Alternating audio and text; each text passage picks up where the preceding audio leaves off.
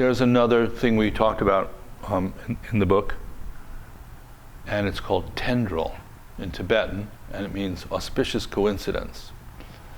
So you could say that the whole stage for your operation, all the time you're setting your plan into motion, all the time you're executing, you could keep your awareness open to what's happening around you so that you don't become maniacally focused on your objective.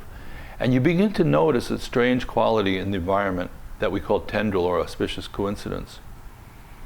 And it's definitely wed to kind of present awareness. It's sort of something you can't really make happen deliberately. But certain connections could appear. And they say that when teachers are very developed, they can connect with this principle easily. And at first, you could say when we're sort of not too much aware of our surroundings, we don't notice a lot of coincidences that happen. Then when somebody begins to sort of practice and tunes in a little bit more to present awareness, you went, oh, I was just thinking about this person. They called me yesterday morning. Have you ever had that happen? Or I kind of looked at this person and I thought, I wonder if they're a good graphic designer, and they happen to be. The idea of synchronicity is what we'd call it, sort of in Western terms. You begin to notice synchronicity happening. Then they say that you can really begin to ride coincidence, like it's like an energy that you actually tune into consciously. And I would have to say, even though a lot of this book is about cultivating and strengthening intentional effort, the platform that it's on is really about noticing the synchronicity element in things.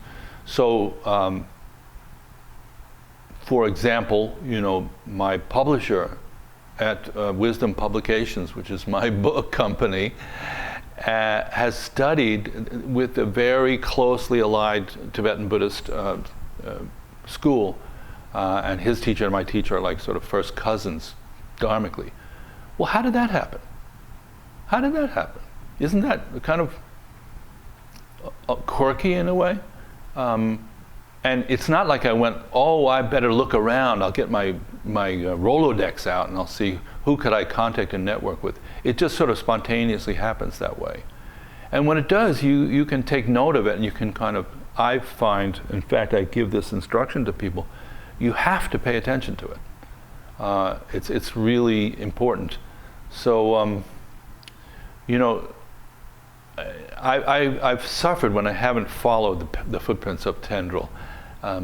So, for example, I did a score once for a movie out in California that was called The Spirit of 76, and it was produced by Sofia Coppola, and it was directed by Lucas Reiner, who's Rob's younger brother. So it was being done out of Zoetrope Studios in San Francisco. And we had the first scoring session, and Francis was there, Francis Ford Coppola, sitting in going, what do you hear for this? What do you think? And I thought I must have died and gone to heaven. One of my idols as a filmmaker is sitting there going like, what should we do here? And it's just, tremendous tendril in that.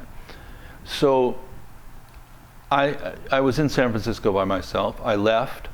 I went out for a dinner. I didn't really have any friends that I was going to visit with. The meetings were over. And I just walked back to my hotel, and I'm walking by, looking around in the shop windows, and I see a restaurant out there, an Italian restaurant, that looks pretty good. I'll look in there, and I peek in the window, and Francis is in there eating dinner by himself. And I thought, this is Tendril, this is what you read about. But if we're too self-conscious, which I was, I just thought, maybe he's meeting somebody, or I'd be intruding on his privacy. So I let it be. But what I would encourage all of us to do is don't walk on by when that happens. If you want to connect the flow of kind of spiritual life and energy and connectivity with this intentional ability to create something and manifest on the earth, you should pay particular attention to Tendril, auspicious coincidence. And then the final iteration is, as they say, as people become adept, in what they're doing, that they begin to make it look almost like they're making that stuff happen. So they call it commanding coincidence. So those are the steps. We're oblivious to the magic of the phenomenal world. We begin to notice it. We begin to tune into it. We begin to work with it. And then we begin to really sync up with that. Now, why am I talking about that? Because having said all of that and kind of finishing our series with this thought, you still have to lean in and work your ass off.